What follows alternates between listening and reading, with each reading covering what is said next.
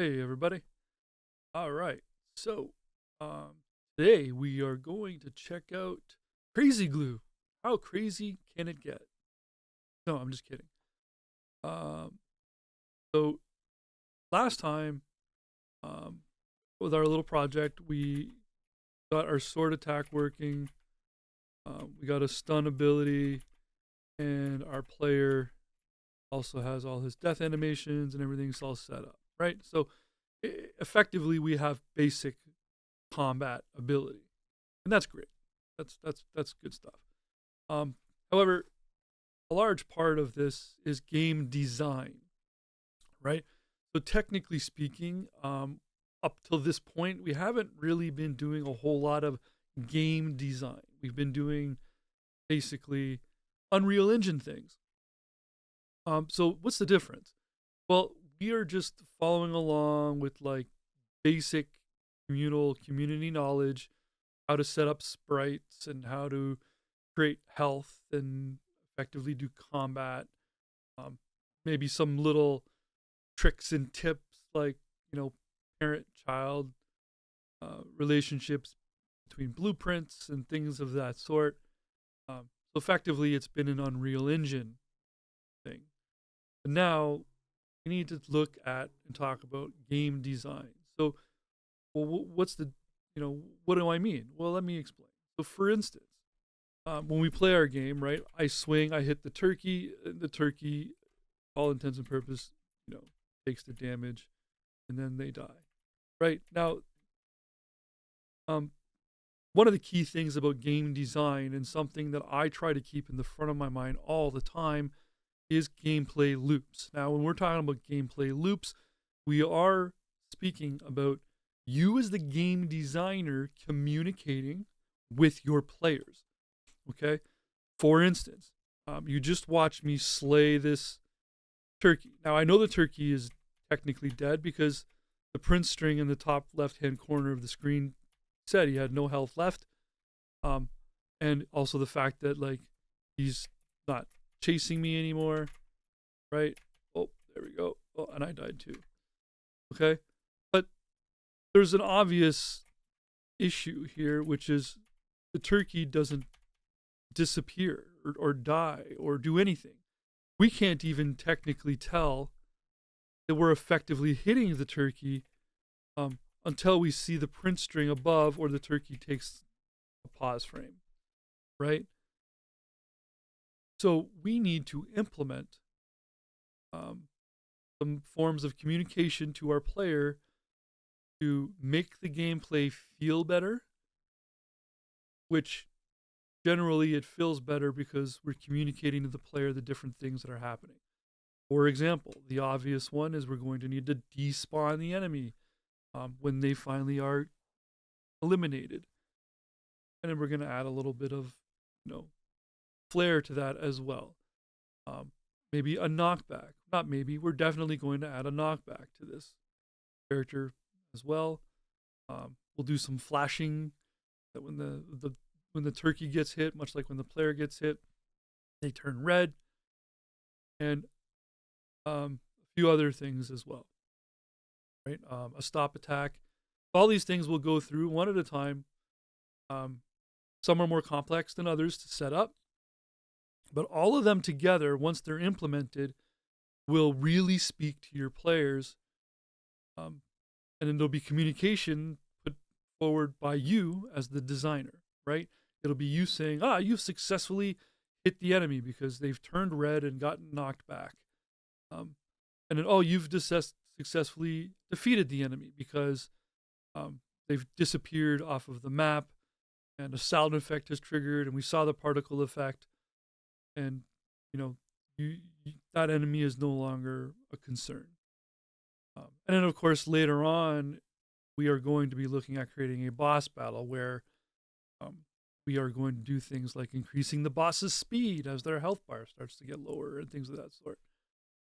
So, yeah, let's explore adding some actual game design concepts and techniques to our project. Let's get to work creating some knockback. Now, knockback's tricky. There's a lot of ways to tackle or handle knockback. and we are going to do it thusly. So first, knockback is something we're going to apply to all characters in our title.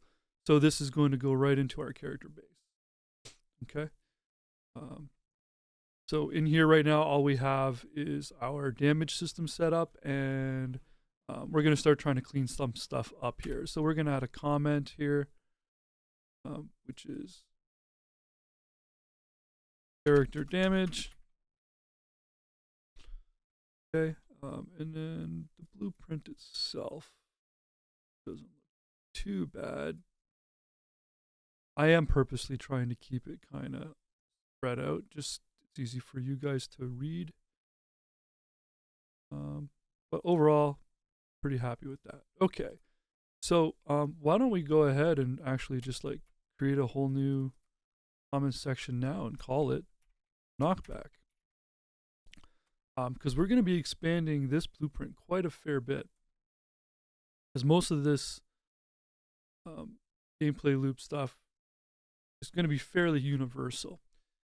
Okay, so just create a comment section right now off the bat by holding C and clicking on your keyboard. We'll get you a comment section. All right. Now, first thing we're going to do is we're going to right click and we're going to create a custom event. So add a custom event, and that's right, you guessed it. We are going to call this event Get Knockback.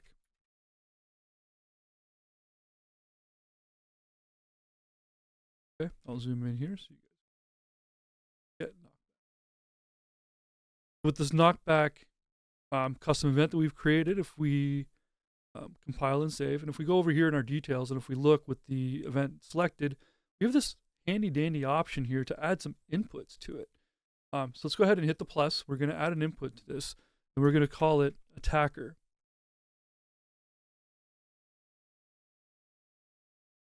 Okay, and we're going to set type to object or actor object reference.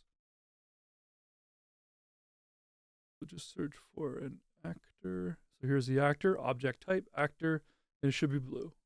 I believe if you just choose actor, it by default will just choose an object reference. Okay. All right. So we've got our knockback custom event. Now we need to trigger this event, right? How does this event get triggered? So you guys know with a custom event, there's kind of like two sides to the custom event. There's the part we plug in that gets triggered, and then there's this part that starts the event off. Well, obviously, the knockback's going to start when our player gets hit. So we can just go right upstairs where we got event any damage, right? So damage is being calculated. Damage is taking place here. Animations are being played. All this stuff is happening here. We got stuns happening. We've got death animations playing. There's no reason why we can't find a spot in here to trigger knockback. Okay. So probably the best spot for us to put it, just do it after decrease. What we'll do here is I'm just going to expand this comment bar a little bit. Marquee select everything inside. If you guys didn't know, you can use your arrow keys to move stuff around as well. Okay. And then now, right off of this, we will call the new custom event we just made, which is called Get Knockback. Right. You'll notice it's blue now. It's not red. Red's in the beginning is the actual event. Right. And then now, if we look here at the event any damage, we've got a damage causer option. So we're going to plug that into our attacker input that we added. Now we need to go to the enemy damaging player. So that's going to be in our enemy base. So we go to our content drawers. We're going to open up our enemy base. And inside of the enemy base, we're going to find the apply damage. That should be right over here. This blue one here. I notice it doesn't have a comment, so now we're going to add a comment. This is just the apply damage. Okay. Great. So we got apply damage here. And we're going to set the damage causer to self. Get a reference to self, just like that. Okay, compile and save. Great. So now we need to create the the movement of knocking back, right? So we've got our kind of our setup kind of good here. We got our references in place and our event in place. So now the knockback. Well, if you don't know what a knockback is when damage is calculated. The attacking player will apply a push or a knockback onto the defending or hit player, causing them to propel backwards. Okay, this is good game design for a couple of reasons. One, it shows a registered hit, which is really nice. And two, it also allows for a chance to reposition and prepare for the next strike or attack, especially against enemies that don't die on the first hit. So we're going to go back to our adventurer base. Okay, and we're going to need to set up the actual, the physical knockback. All right, so we're going to start by adding a timeline. Oops, I can do this. It's usually at the bottom. There we go. We're going to call this timeline knockback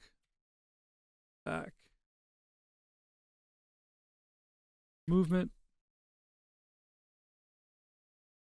And we're going to open this up. We're going to change the length of this to 1. And we'll go back to the event graph real quick. All right, there we go. Timeline. All right, so now from the get knockback,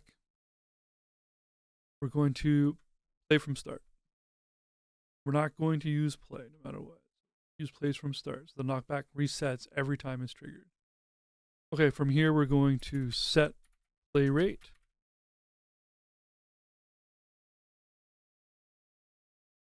Right inside there like that. We're going to set this play rate to 5 for now.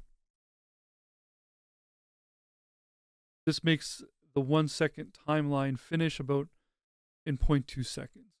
But now we need to calculate the direction that the knockback is going to take, right? Because we're not just going to be knocking back all in the Y direction all the time. We're going to be knocking back based on where the attack came from and the direction the player is facing and things like that, right? So from attacker, we're going to get the actor location. Get the actor location. And then we're going to need another actor location. We can control duplicate this. Except this one's not going to plug in anything because the target's going to be self. Okay? So this one's fetching the attacker, and this one's getting the base, which will be the person not attacking, I guess. Now we're going to get a find, look at rotation. Okay? And then you'll see here we got a start and a target. Okay, so the start will be the attacker, and the target will be the defender, for lack of a better word. So now we've got the attacker's location. We've got the location of the target, the enemy, or the player, the other. We're consolidating these two values here and getting that rotation. Now we can apply a forward vector. So let's get forward vector.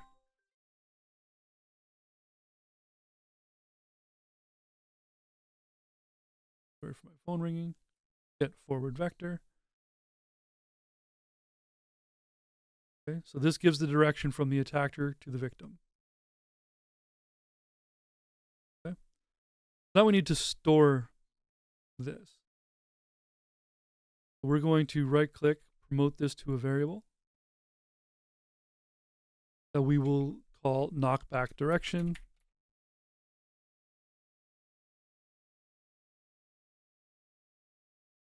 And it's saved it as a vector, obviously. And now you can see here we have ourselves a set node. So we're going to store that direction inside of that set node, just like that. So now we want to create a new variable called knockback strength. So let's go into our variables. We'll hit the little plus. We're going to call this knockback strength. This will be a float. Don't forget to compile and save. Yep, we're going to handle that. Don't worry. set the knockback strength for now to 6,000. Okay, you can tweak and adjust this as you feel necessary later. Okay, then we got a variable for knockback strength. Let's apply our knockback velocity. So in the timeline update, right here, right? So we're just going to grab our character movement component over here. And then with our character movement, we are going to set a velocity. Okay, so again, that's a reference to the character movement, which inside of our details of character movement, we have velocity. So this node here is literally referencing velocity here. So we can change that velocity. Plug that into our update.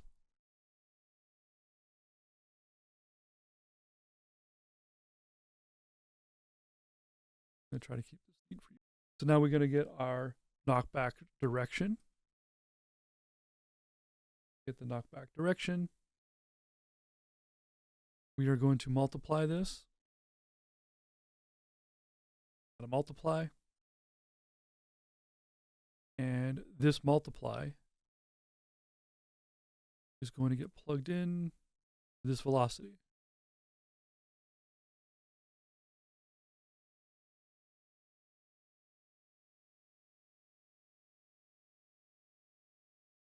All right, but now we need a couple more things to multiply by. So we're going to multiply this by the knockback strength that we made. So we'll grab our knockback strength. Get knockback strength, we'll plug that in here. It will change the color of the node for us. And then there's one more thing we want to do here, right? So right now the timeline and everything in the play rate, it's all tied to kind of frame rate, which means the knockback isn't going to function right if someone's computer, for example, is a lot faster than someone else's. So someone else's knockback might not go as far as someone who has a faster computer. They might go way too far. Right, so we're gonna to base this knockback on something totally different. So we're going to get world delta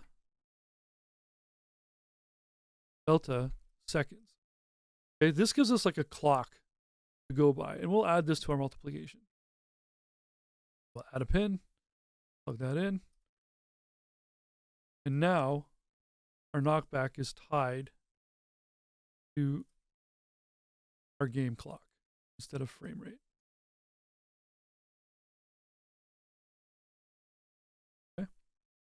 Okay, I've made a small error here. First, we're just going to delete this play rate. It's the wrong play rate. We need to get a reference to knockback movement and then set that play rate. So set play rate. You'll know if you got the right one. It needs to say target. So the one I had was wrong. And then just plug that into there. Like so.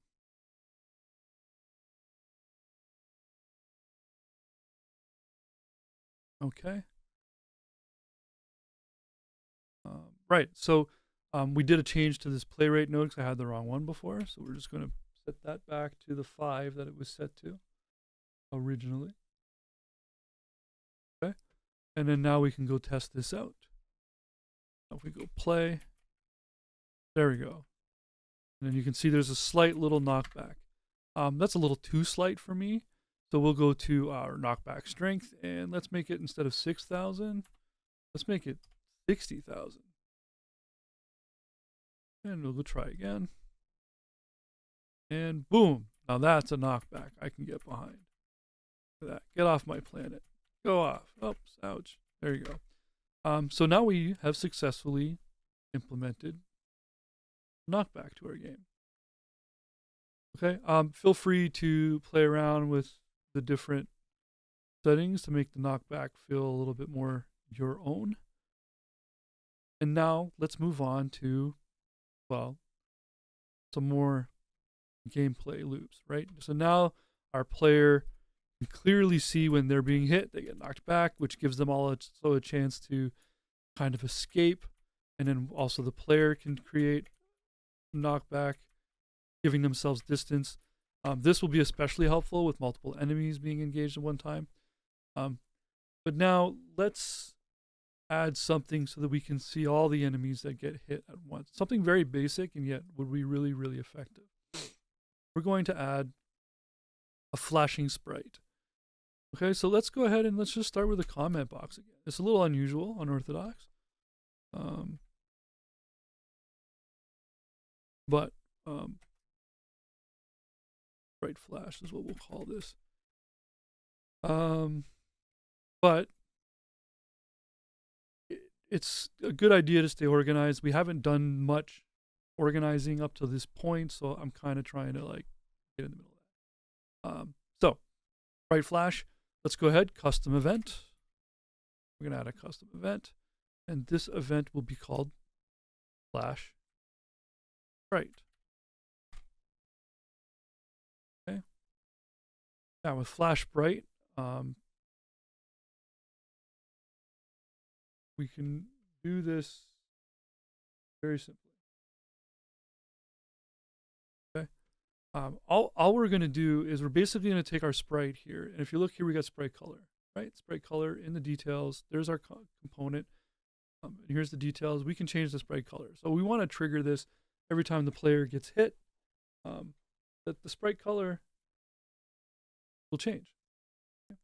So that shouldn't be too hard. The first thing we're going to do is grab a reference to our sprite.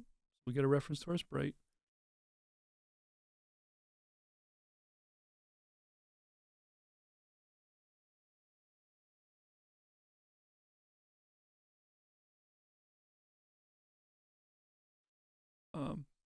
Anyways, make sure your reference is connected and then plug that into here. Okay. Now you'll see here we got the target sprite. Perfect. And then we got new color. So let's go ahead and just make this all the way red. Just make that all the way red. Make sure that these two bars and values are up as well and show red.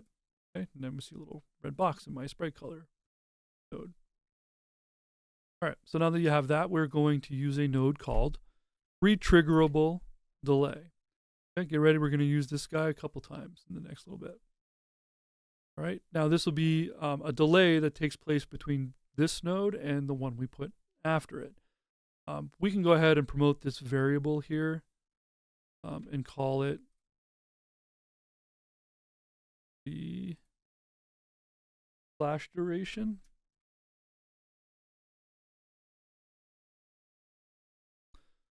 Okay.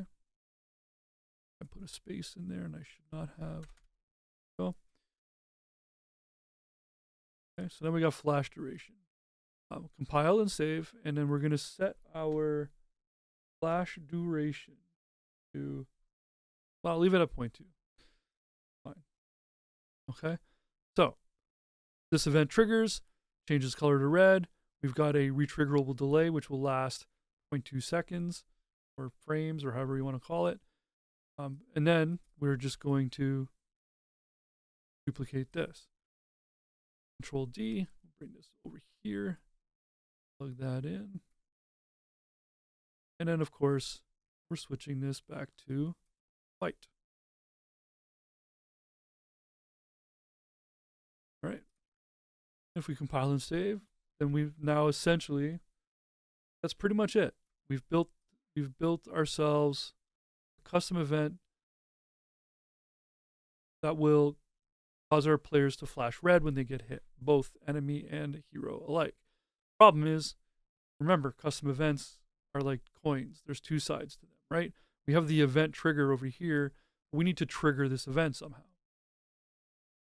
So for that, we're just basically going to go back to the hit event, like we did with the knockback, right? And then right here where it says get knockback, let's just call our flash sprite event that we made. Like that. Okay, and then feel free to organize your blueprint how you see fit. I'm purposely doing this so that it remains legible for you guys. All right.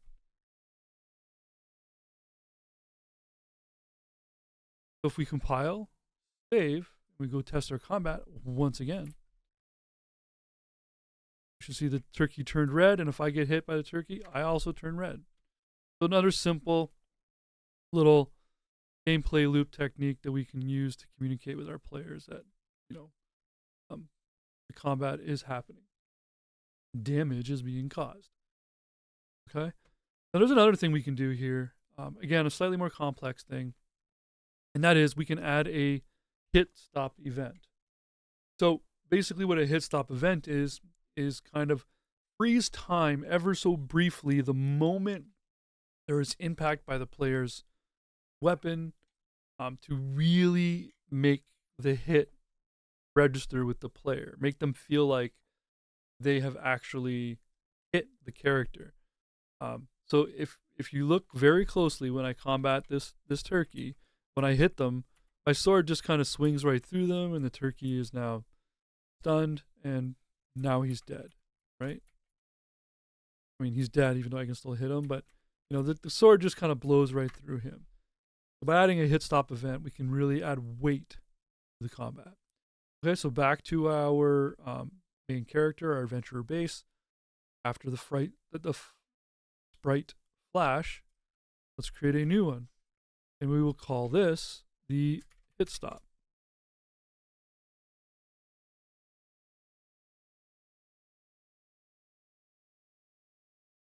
Okay, and then of course we're going to make a custom event. We're going to add a custom event, and we will call this hit stop. This is great practice because hot stop? No, it's a hit stop. Because we're just making custom events over and over again. It's showing you guys like the strength there is with custom events and how to use them. And so as I pointed out, this is going to essentially stop time. Hit stop event, we are going to set custom time dilation. Make sure it's the actor type. Okay, this one, like this. And we can promote this to a variable. And we can call this hit stop duration.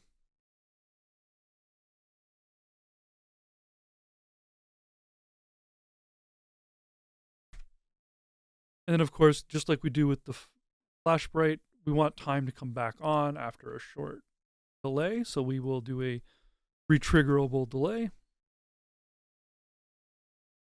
We'll leave it at 0.2. Now our hit stop duration here, we need to compile and save. And right now it's set to 0. So this is working between 0 and 1, which means 1 will be full speed, 0 is full stop. We're just going to put like a 0.2 in here. Okay. That might not even be still too long. Let's do a 0.1. Okay. And then we are going to duplicate this time dilation. So Control D, and we'll bring it over here and we plug it in after our retriggerable delay. And as I said, we want to go back to regular time. So it's a 1. Right. Okay. So we'll go back up to the hit event, so any damage, and then some point after the sprite flash, we're going to add this. So we're going to need some space. I'm just going to go ahead and move this aside.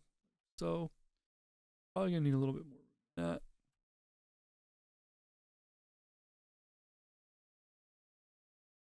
Okay. So we need to cast so that we can call shared character functions. It's safe for both the hero and the enemy. Okay. So right here we got the damage causer. We can pull right off of this damage causer rewrote node that I put there, and we can do search for a cast to BP enemy base. Sorry, BP adventurer base, not enemy base. Adventurer character base. Okay, and we're gonna hook this up right in here. Don't worry about hooking that back up right now. We'll add a reroute. That. All right. Great. So we got our reference. So we can go ahead off of here and search for the hit stop event that we made. And then we've got the adventurer character base that we're going to plug into self. And then we can go ahead and plug the animation. All right. Now, to clean this up a little bit more, so here in functions, we're going to click on plus. And we are going to call this function the handle hit extended. Like that, and just leave it empty. Acts as a placeholder for child override. Okay, now that we've created the handle hit extended, let's go ahead and bring this in, and we are going to apply it right here after the hit stop. Okay, and this is going to handle all of that fun stuff for now. Okay, and then all of this we can disconnect and is going to be handled by the player shortly. Okay, so just leave it aside for now. Okay, so with the hit extended function added here and this all disconnected, now we can go to our enemy base and we can override the hit stop. So in our functions here, you'll notice that no matter how much compiling and saving we do, the function isn't showing up here. So we just click on the override and we look for the function, which is the handle hit extension, open that up, and all we got to do here is add the hit stop event trigger. Okay, so now that we've set that up, our enemy will no longer have or won't have any time stop ability, but now we need to do the hero bypass. Okay, so first thing I need to do is I want to change the way this is laid out, and I'm just going to hook that up down here. This is not going to remain part of this anymore. We don't need it to. This just plays like the stunned and death animations, which our other characters don't have a death animation anyways. And then off of here, we are going to call the hit stop. Okay, we're going to plug, that should be plugged in right here.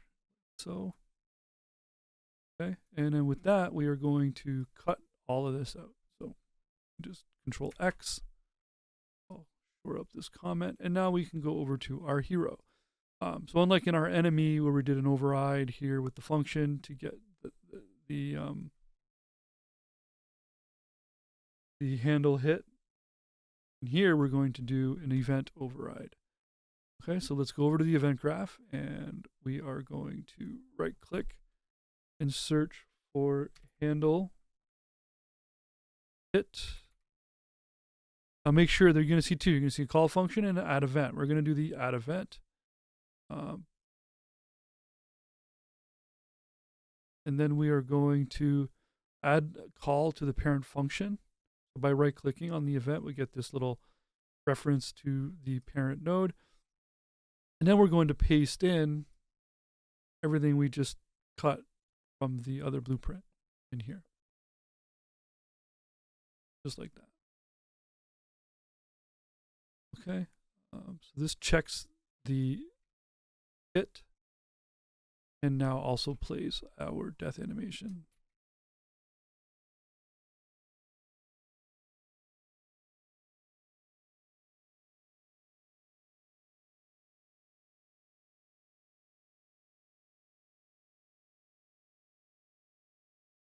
Right.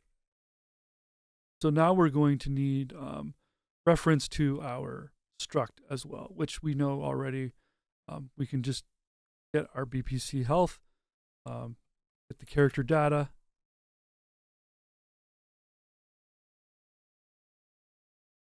and plug that right into all of those, just like so. That should give us reference to our character data. And compile, save.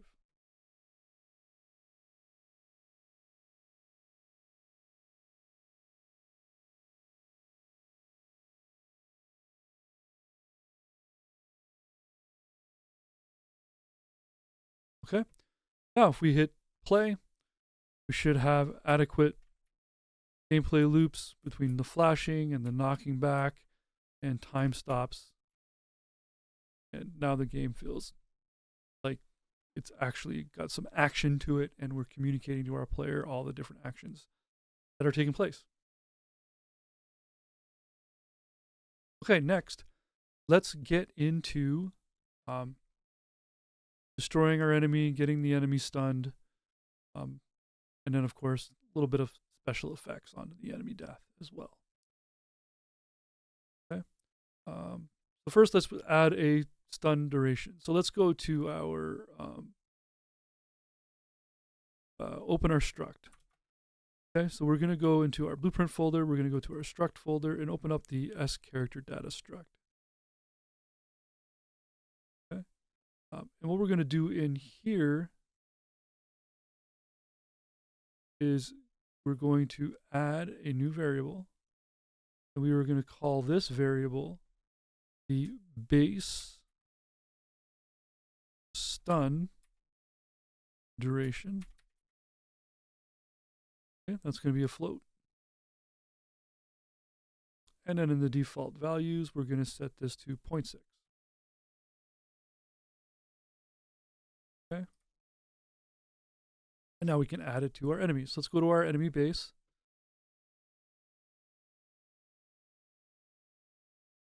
In the event graph, we're going to create another custom event. Custom event. We're going to add a custom event. We're going to call this custom event set stun. And comment. This is our enemy stun. Okay. Now we got to get reference to our VPC health component, character data. So we can gain reference to the new variable we just created. And then we're going to set members.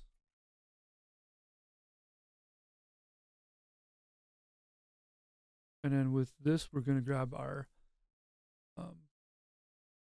is stunned and set this to true.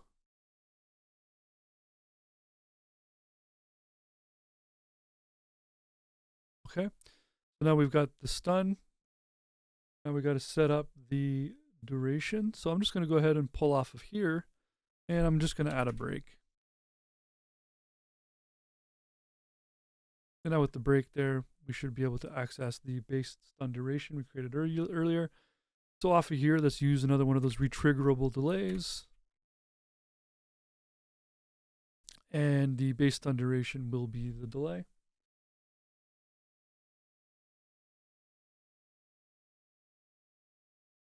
All right, and then now we're going to end the stun. We can just Control D, duplicate that, turn off the stun. We need reference, so we can plug this here.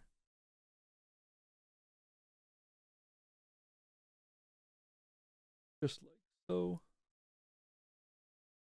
And then now we just need to set the character data. So for that, I'll just bring in another health.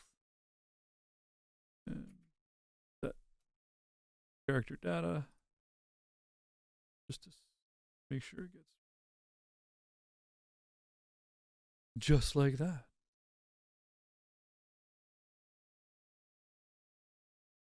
We've added a stun, we've cleared the stun. Now we need to, this is a custom event, right? So we need to call the enemy stun. So in the handle hit extended, let's open this up. We got a hit stop over here. So why don't we just go ahead and just call the stun right here? Or we don't just type call, sorry. What did we call it? Set stun. Set stun. There we have it.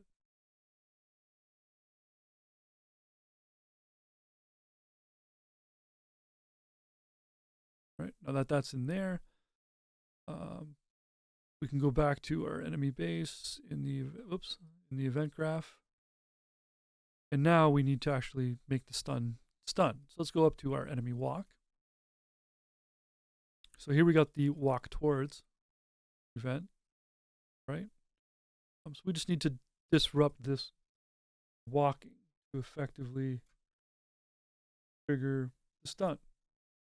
So for that, it's a simple matter of creating this branch, right? So I've done this already.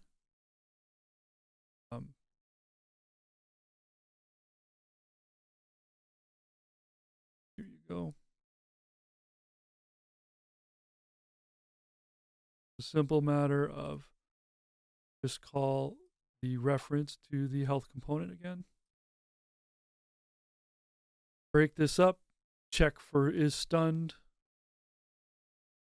and is alive before the enemy can walk.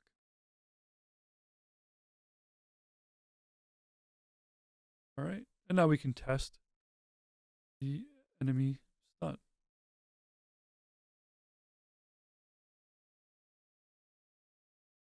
There you go.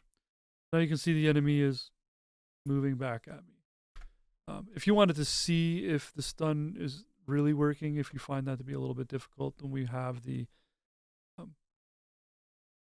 stun duration inside of our struct that you could play with. Like you could set this to 2 if you so want. Go for the try. And now when I hit them, they stun for 2 whole seconds before they are defeated. Okay, but 0.6 should be great. Now let's kill our Birdzilla, shall we? All right, so to create a defeated enemy, we are going to go to our enemy base. And we're going to make another event. So custom event. Custom event. This one will be handle defeat. All right, and let's do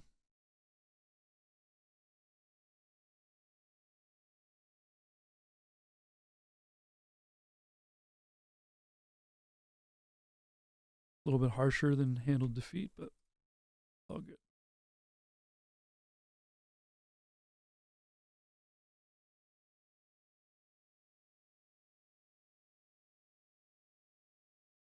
Okay. So for the defeat, let's go into the handle hit extended function again.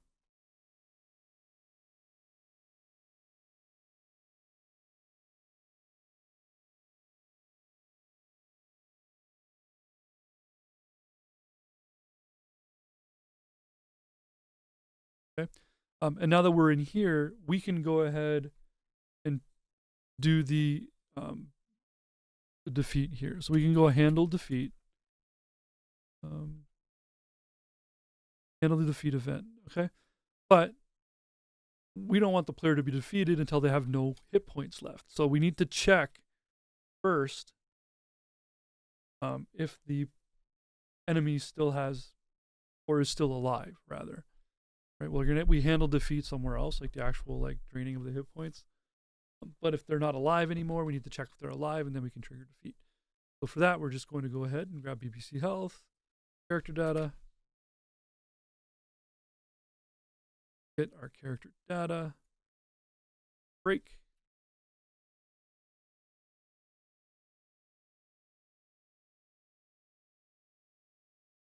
All right, and then now with this, we know we can tell if our character is still alive, which then means we need a branch. Add a branch. Plug in our is alive condition, and if they are still, if is alive is false, then we will handle defeat. Okay, so if they're no longer alive, false, we'll handle defeat.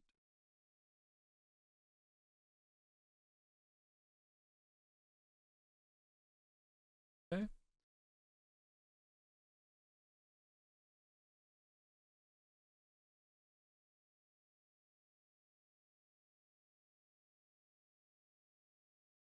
Now, we've kind of got like the event together and the triggered stuff all put in here. The problem here is that when our enemy dies, you may have noticed that the enemy continues to do damage to me. So I hit them, cool. I hit them, they are effectively dead. Oh, because of the coding I've been doing now, they're not technically dead yet, but that's okay. We're gonna end that in a minute. Point is they can still hurt me, even though they have no health left, right? So we need to disable their hurt box. Okay, so what we're gonna do now is disable their hurt box. They can't hurt us anymore after their defeat.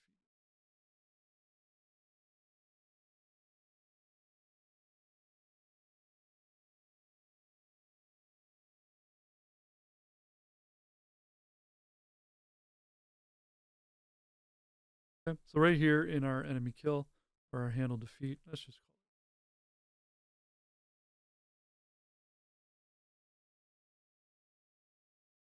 call it. Okay. This event triggers, we want to disable the hurt box, which is the thing that the enemy uses to hurt us in the first place. All right, so we can just grab reference to the hurt box. And in the hurt box, there is a collider enable.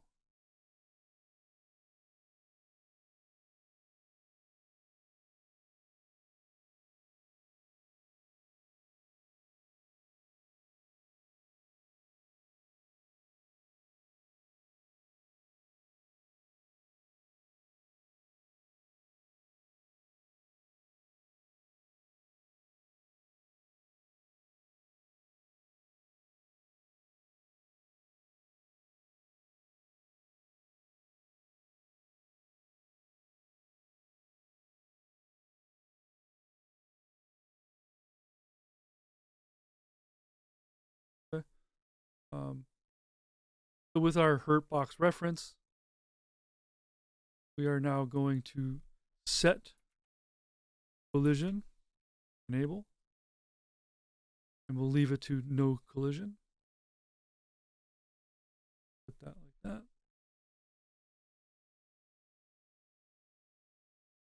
Then we're going to add a delay, just a standard delay here. Leave it at 0.2 for now. Actually, let's promote this to a variable.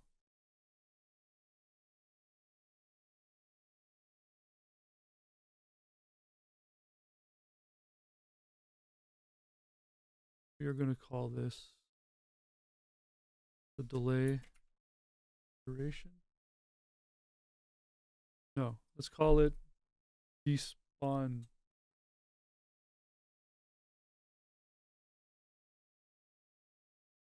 That's better. All right, despawn delay.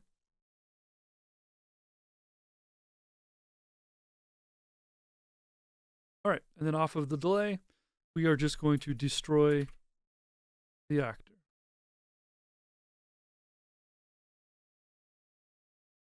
Okay. Okay. So over here, I've created a VFX folder. Okay, and in this VFX folder, I have this magic explosion sprite that I've added. Now I'm going to create a new blueprint of actor, and I'm going to call this BP underscore VFX underscore base. So, and I'm going to open this up. And in here, we are going to add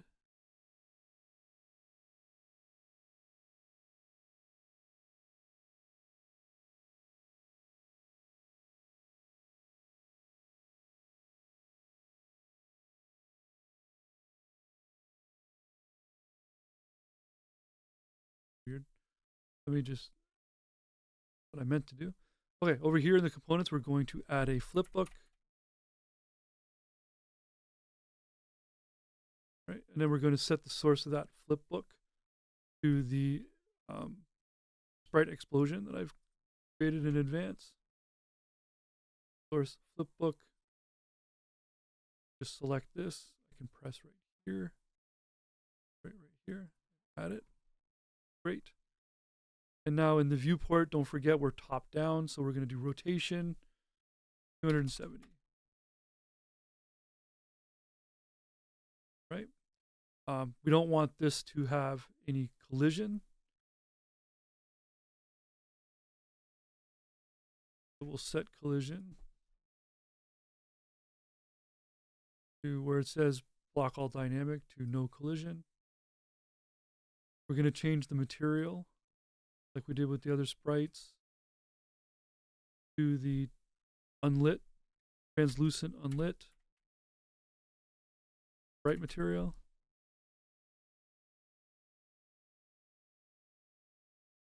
And then we're going to add something new here, is a sort priority. Okay, so right here, this translucency sort priority, we're going to make it a 1.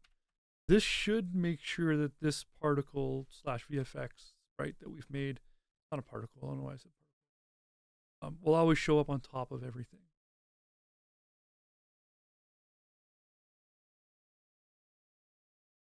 Okay, now we're not done here yet. We got to go to the event graphs still. We're going to delete these last two, and we're going to use the event begin play. Off of the event begin play, we're going to actually, we need to get our paper flipbook first. And then from here, we are going to set looping. And we'll plug this into the event begin play, and we're going to keep this to false. Okay, we don't want this thing playing over and over and over again. Play it once. Okay. Okay. If we select this flipbook and scroll all the way down here in the bottom, we'll also see some events that are tied to it. And one of them is called onFinished playing. So we're going to grab this event. And when the flipbook, in this case, the little explosion that we got, finishes, we are going to just destroy the actor. Right? So I'm playing, get out of there. That's simple. Okay, and with that, we can go back to our content drawer. And with this blueprint we've created, we're going to right click and create a child blueprint class. And we are going to call this BP underscore VFX underscore magic. Magic explosion.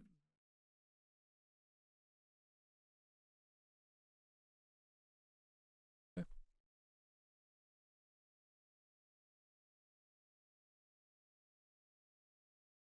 All right, this way we can use this base if we want to add more VFX later.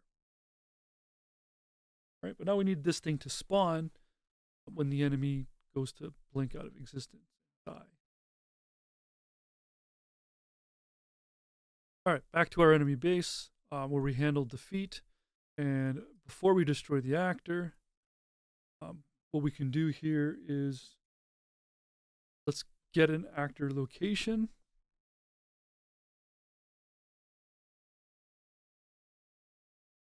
So with this actor location, we can use the location of this actor, the enemy, as the location to spawn our VFX.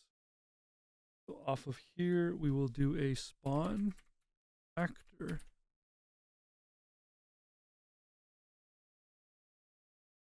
From class. And the class will be BP underscore VFX magic explosion.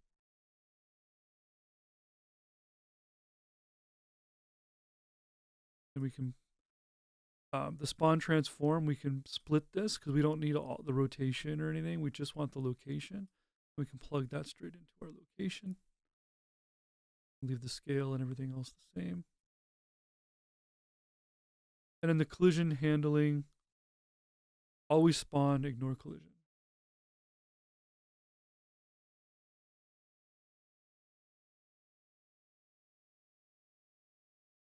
All right, compile and save, and we can go test.